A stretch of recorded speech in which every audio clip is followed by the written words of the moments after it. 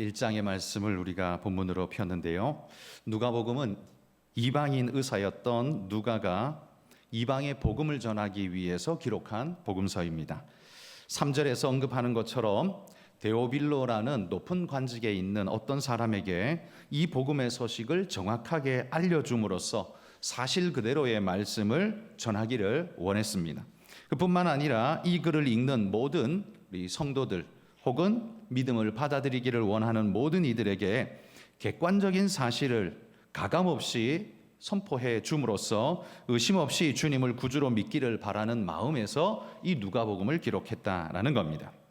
누가가 예수님을 소개하는 글을 쓰기로 작정했을 때 어떤 이야기로 운을 뗄까? 아마 이건 매우 중요한 것일 겁니다. 설교를 시작을 할 때도 첫 운을 무엇으로 뗄 것인가는 굉장히 중요한 거죠. 그래서 설교자들은 첫 번째 이야기, 서론을 뭐로 끝낼까는 굉장한 고민의 주제입니다. 여기 누가복음을 이야기하는데 그 첫 번째 첫머리에 나오는 한 가정 이야기로 그는 이야기를 풀어갑니다. 그 가정은 바로 제사장이었던 스가랴와 그의 아내 엘리사벳의 이야기입니다. 이들을 이야기의 첫 장을 장식하는 사람으로 정했다라는 건 그들이 낳을 아들 세례 요한 때문이죠. 예수님을 이야기하려니 예수님 앞에 길을 예비하는 세례 요한을 이야기해야겠고, 세례 요한을 이야기하자니 그의 경건한 부모님을 이야기해야겠기에 그렇게 단계별로 되어 있다 보니까 지금 한 가정의 이야기가 서론 앞머리를 차지하고 있습니다. 어찌되었든 이 땅에 오신 우리 주님을 소개하는데 그 첫 번째 장을 여는 서막의 인물로 선정되었다는 것은 이 스가랴와 엘리사벳에게는 엄청난 영광이 아닐 수 없었을 겁니다. 오늘 권사의 헌신 예배니까 스가랴 빼고 엘리사벳만 계속 이야기를 하겠습니다. 자, 오늘 본문에 보면 누가는 그의 복음서 1장에서 세례 요한을 이야기하고자 엘리사벳을 언급하고 있는데, 저는 이 엘리사벳의 이야기에 제일 눈에 꽂히는 단어가 있습니다. 그건 6절에 하나님 앞에 의인이라는 이 말입니다. 엘리사벳은 세례 요한의 어머니로 소개되어야 할 것이지만 그보다 먼저 하나님은 그를 불러주실 때 하나님 앞에 의인이라는 말로 먼저 불러주고 있다라는 사실, 우린 이걸 놓치지 말아야 합니다. 굉장히 중요한 사실이겠죠? 여러분, 제가 대학을 갔을 때 제가 총신대 신학과 1학년 입학해서 학교를 가보니 놀랍게도 저를 알아보는 사람들이 있었습니다. 그들은 하나같이 저에게 찾아와서 네가 명호 동생이냐? 이렇게 물었습니다. 제 이름은 명호 동생이었습니다. 형은 신학과 3학년이었고 저는 이제 1학년이니 당연히 친구들, 선후배들이 많으니 당연히 신입생인 저를 모르고 형을 아는 건 뭐 자연스러운 일이죠. 그렇지만 개인적으로 제가 제 이름으로 불리는 게 아니라 누구의 이름으로 불린다는 건 사실 그렇게 유쾌한 일은 아니었습니다. 물론 초기에는 그게 도움이 많이 되었습니다. 이제 갓 입학한 나를 세상에 누가 알아주겠습니까? 그런데 형 때문에 입학하자마자 알아주는 이들이 벌써 여러 생겨버렸습니다. 다른 친구들에 비하면 제가 출발선이 굉장히 앞서 있는 그런 유리한 교지에서 출발을 한 건 분명한 사실이죠. 좋기는 했지만 그렇다고 내 존재가 내가 아니라 명호 동생이라는 이름으로 불려지는 건 사실 그렇게 유쾌한 일은 아니었습니다. 그때부터 명호 동생이 아니라 정재호로 살기 위해서 최선을 다해서 노력했습니다. 학교 생활에도 충실했고요. 일찍부터 전도사를 나가게 되면서 저는 자연스럽게 정재호 전도사로 살아갈 수 있게 되었습니다. 그래서 사역이 제가 더 좋았는지도 모르겠습니다. 내 이름을 되찾는 지름길이 되었으니까요. 여기 엘리사벳도 세례 요한의 어머니라는 이름보다는, 그 이름도 영광스럽지만 그거보다 더 영광스러운 이름, 하나님 앞에 의인이라는 이 호칭, 이거야말로 엘리사벳에게는 가장 고귀한 영광 아닐까 싶습니다. 누구 때문에 붙여지는 이름, 세례 요한의 어머니, 이건 세례 요한 때문에 붙여진 이름이잖아요. 그런 이름보다 하나님이 인정해 주시는 사람, 이런 이름으로 불리는 것이 훨씬 더 영광스럽지 않겠습니까? 오늘 헌신을 다짐하는 이 자리에 모이신 우리 권사님들과 우리 모든 성도님들, 누구의 딸 혹은 누구의 엄마로 불리기보다는 하나님이 인정해 주시는 사람, 여러분의 이름으로 불려질 수 있기를 축복합니다. 요즘 선거철인데요, 여당, 야당 대표가 유세를 열심히 돕고 있습니다. 그런데 항상 이 대표의 옆자리에 누가 있는가를 보시면 항상 그 지역구에 출마자가 항상 그 옆자리를 항상 차지하죠. 그래서 카메라가 항상 대표를 주시하여 찍을 때 그 옆에서 아무 말 안 해도 계속 찍히도록 만드는 그런 장치를 그렇게 해놓은 거죠. 그래서 한동훈 옆에 한번 서보려고, 이재명 옆에 한번 서보려고 애를 쓰지 않겠습니까? 그러다가 카메라에 찍히면 그게 얼굴을 알리는 가장 좋은 광고 효과일 겁니다. 물론 저 같은 사람은 한동훈 옆에, 그 이재명 옆에 그냥 내가 지나가다가 찍히기만 해도 에이씨 괜히 찍혔다, 아마 분명히 저는 그럴 것 같습니다. 그러나 여러분, 예수님 사역에 언급되는데 예수님 사역이 이야기되는 중에 내 이름이 언급된다면 여러분, 이거 얼마나 영광스러운 일이겠습니까? 예수님의 사역이 이야기가 언급되다가 거기에 내 이름이 언급될 수 있다면 그거보다 더 귀한 일이 어디 있겠습니까? 여기 엘리사벳도 보십시오. 예수님이 이야기하려고 서론을 언급하는데 엘리사벳이 나오고 있잖아요. 주님을 이야기하려다가 나올 수밖에 없는 이름이라면 그 이름보다 더 영광스러운 이름이 어디 있겠냐라는 말입니다. 그러면 여러분, 그렇게 하려면 도대체 어떻게 해야 될까요? 제일 먼저는 주님 옆에 바짝 붙어 있어야 되지 않겠습니까? 그래야 카메라에 자주 나오지 않을까요? 주님이 사역하시는 옆에 따라다니면서 그 사역을 도와야 예수님이 언급되는 곳에 내 이름도 함께 언급되는 일이, 예수님 사역을 찍는 카메라에 귀퉁이에라도 내가 찍히는 그런 일들이 아마 있지 않겠습니까? 여러분, 그런 열망을 가지고 주님 옆에 바짝 붙어 있으시기를 축복합니다. 여러분, 천국에서 이재용의 이름이 언급될까요? 시진핑의 이름이 언급되겠습니까? 그 사람들은 하나님의 사역에 근처에도 가본 적이 없는 사람입니다. 그들은 천국에 아무리 뒤져도 그 이름이 나오지 않는 이름일 겁니다.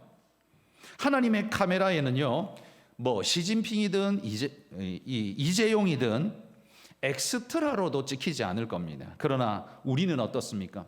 우리는 하나님 나라의 귀한 일을 감당하는, 선교하다가도 찍히고 봉사하다가도 찍히고 기도하다가도 찍히고 하나님의 천국 렌즈에 각양의 모습으로 여기저기서 찍힐 수 있다면, 주방에서 찍히고 주차장에서 찍히고 교사로 찍히고 성가대로 찍힐 수 있다면 여러분, 이거보다 더 귀한 일이 어디 있겠냐라는 말입니다. 여러분, 그렇게 하늘 카메라에 많이 찍히시기를 소망합니다. 여러분, 누가가 엘리사벳을 소개할 때요, 그가 말하고 있는 요소는 오늘 6절에 보면 긍정의 요소, 7절에 보면 부정의 요소가 함께 등장합니다. 6절에 보면 플러스의 요소가 있는데 그는 하나님 앞에 의인이다 이렇게 불려집니다. 그리고 주의 모든 계명과 규례대로 흠이 없이 행하더라라고 아주 극한 칭찬을 하고 있습니다. 사실 여러분, 이 예수님이 태어나는 이 당시에 제사장이 누구입니까? 이 제사장은 돈 주고 제사장 자리를 샀던 그 무리들, 사악한 자들이었습니다. 대제사장 가야바, 안나스, 이런 사람들이 예수님 시대의 초기에 대제사장인 것을 우리가 본다면 스가랴와 엘리사벳의 모습은 그런 파렴치한 존재들과는 차원이 다른 경건성을 가지고 있지 않습니까? 대제사장은 지금 돈에 눈이 멀어가지고 정신이 없는 그런 존재인데, 막 성전 바닥을 팔아먹고 있는 그런 존재인데, 지금 스가랴와 엘리사벳은 어떻게 해요? 하나님 앞에 의인이라는 칭찬을 받는 굉장히 영광스러운 이름을 지금 덧입고 있고요, 주의 모든 규례와 계명대로 행하기를 마다하지 않는 자라고 칭찬받고 있습니다. 이 엘리사벳은 6절의 말씀은 엘리사벳의 플러스의 확실한 요소로 보여집니다. 그러나 7절에 넘어가면 마이너스 요소가 나오죠. 자식이 없고 두 사람의 나이가 많더라. 나이가 많은 것도 마이너스 요인이 될 수도 있겠지만 그것보다 지금 자식이 없다는 거, 자식이 없는데 나이가 많아졌다, 이거는 가능성이 이제 없다라는 걸 은근히 알려주는 내용이지 않습니까? 자식은 하나님의 축복의 가늠자와 같은 역할을 했던 고대 사회로 보자면 이 요소는 엘리사벳에게는 굉장히 가슴 아픈 요소였을 겁니다. 시편 127편에도 이렇게 말하잖아요. 보라, 자식들은 여호와의 기업이요 태의 열매는 그의 상급이로다. 이 말에 빗대어 보면 엘리사벳은요, 하나님께 상급을 받지 못한 자다라는 말로 읽혀지게 됩니다. 그런데 이게 사실일까요? 사실 아닙니다. 엘리사벳이 자녀가 없다고 해서 하나님께 상급받지 못한 자인가? 그게 절대 아니라는 거예요. 하나님이 그를 얼마나 사랑했으면 예수 그리스도를 소개하는 첫머리 첫 장에서 제일 먼저 언급하는 이름이 엘리사벳이 나오도록 이렇게 딱 배치를 해놓고 있겠습니까? 이 자체가 엄청난 하나님의 축복이라는 거죠. 혹시 우리 성도들 중에 자녀를 갖고 싶어도 생기지 않는 그런 눈물의 가정이 있다면 낙심하지 마시기를 바랍니다. 하나님이 우리를 복 주시지 않아서 안 생기는 게 아니라 그것과 상관없이 하나님의 사랑은 여전히 우리에게 부어지고 있고 주님의 시선은 우리를 향하고 있다는 사실 잊지 말기를 바랍니다. 엘리사벳도 무자했지만 하나님 앞에 의인이라는 축복, 그는 하나님 앞에 모든 계명과 규례대로 흠이 없다라고 칭찬받는 그 축복이 그의 것이었음을 잊지 마시기를 바랍니다. 그러므로 여러분, 우리는 이 엘리사벳의 플러스 요소 6절의 이야기와 마이너스 요소 7절의 요소를 봤습니다. 이 두 요소를 다 가진 인생 엘리사벳은 우리가 평가할 때 성공한 인생이라고 말해야 할까요? 아니면 실패한 인생이라고 불러야 할까요? 성공이냐 실패냐, 이건 보는 사람의 눈의 관점에 따라 다를 것 같습니다. 신앙적 관점에서 보는 사람은 그가 무자하다는 건 하나님이 그를 저주하거나 그런 다른 의미가 전혀 아니고, 오히려 하나님이 그럼에도 불구하고 극진히 사랑하고 있는 모습을 우리가 분명히 볼 수 있기 때문에 마이너스 요소는 별로 신경 쓰지 않고 플러스 요소가 극대화로 보일 겁니다. 그래서 그런 사람들, 신앙적 요소로 보는 사람들은 엘리사벳을 성공한 인생이라고 부를 겁니다. 그러나 인간적 관점에서 보는 사람들은 하나님 앞에서 의인? 야, 그게 떡을 줘, 밥을 줘. 그거 돈이 생겨? 그딴 거 필요 없고 현실적으로 나한테 필요한 게 있어야지. 그런데 자식도 없네. 아우, 그러면 인생 망친 거지. 만약에 이렇게 말한다면, 인간적인 관점에서 보는 사람이라면 아마 이 마이너스 요소가 더 크게 보이지 않겠습니까? 여러분이 보실 때는 이 엘리사벳의 인생은 어떤 인생이라고 보이십니까? 저는 단연코 100% 성공한 인생이라고 생각됩니다. 하나님 앞에 의인이라는 칭찬의 말을 들을 수 있는 사람이 도대체 몇 명일까요? 성경에도 그런 사람 몇 명이 있을까요? 저는 이 평가가 어마어마하다라고 생각합니다. 자녀가 없으면 하나님의 계획 속에서 있을 수 있는 일입니다. 무자한 이들의 아픔을 너의 가슴으로 보듬어주고 그들을 도와주고 함께하라는 하나님의 또 다른 명령일지도 모르고요. 너 주변에 이런 아픔의 사람들을 흘려보지 말고 너는 그들에게 다가가서 돌봐줘라라는 하나님의 명령일 수도 있습니다. 아니면 마다 테레사처럼 더 귀하고 아름다운 일로 헌신하라는 새로운 명령일 수도 있는 겁니다. 무엇이든 그건 마이너스가 아니라는 말이죠. 그건 새로운 플러스라는 이야기입니다. 저는 이 엘리사벳이 왜 세례 요한의 어머니로 낙점되었을까, 이걸 생각해 봅니다. 수많은 이스라엘의 여인들이 있는데 왜 그 중에서 하필 엘리사벳이 세례 요한의 어머니로 낙점되었을까? 그건 그런 아픔 속에서도 하나님 앞에서 경건을 잃지 않는 경건성, 삶의 중심성을 보기 때문에 하나님이 그에게 세례 요한을 맡긴 것 아닐까요? 그러므로 어떤 어려움이 닥쳐와도 믿음을 버리지 않고 삶과 자식을 믿음으로 가이드할 수 있는 인물이기 때문에 그런 세례 요한을 아들로 준 것 아닐까요? 여러분에게 세례 요한이라는 아들이 여러분의 아들이라면 기쁘시겠습니까? 슬프시겠습니까? 여기서 슬프다고 말하면 쫓겨나야 되니까 그렇게 말은 못하고, 생각해 보십시오. 여러분의 아들이 세례 요한이에요. 집에는 안 들어오고 맨날 광야에 가 있어. 멀쩡한 집 놔두고 동굴에서 살아.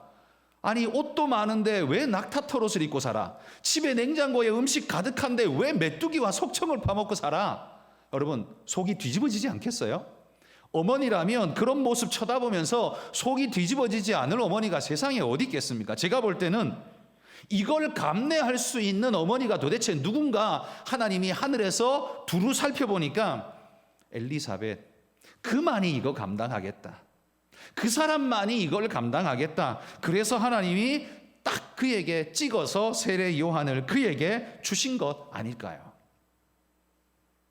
아마 그렇지 않다면 자기 자식이지만 아마 미친놈이라 그랬을지 몰라요. 미친놈이라고.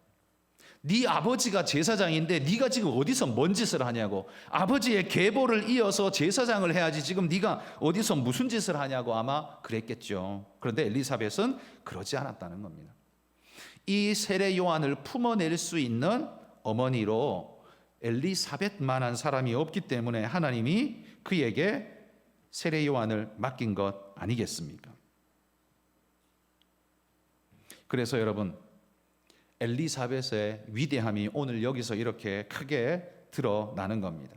여러분도 하나님께서 여러분에게 무엇을 맡기든 그게 마이너스 같아 보일지라도 하나님이 우리에게 무엇을 맡기든 거기에는 깊은 이유가 있다라는 걸 믿고 믿음으로 감내하시기를 축복합니다. 여러분에게 인생에 어떤 마이너스의 요소가 여러분에게 있을지 저는 모르지만 여러분, 그 마이너스의 요소가 하나님의 깊은 의도 속에서 나온 거라면 반드시 그 마이너스는 플러스라는, 결국에는 플러스라는 사실을 잊지 말고 여러분 아멘으로 받으시면 반드시 축복이 될 겁니다.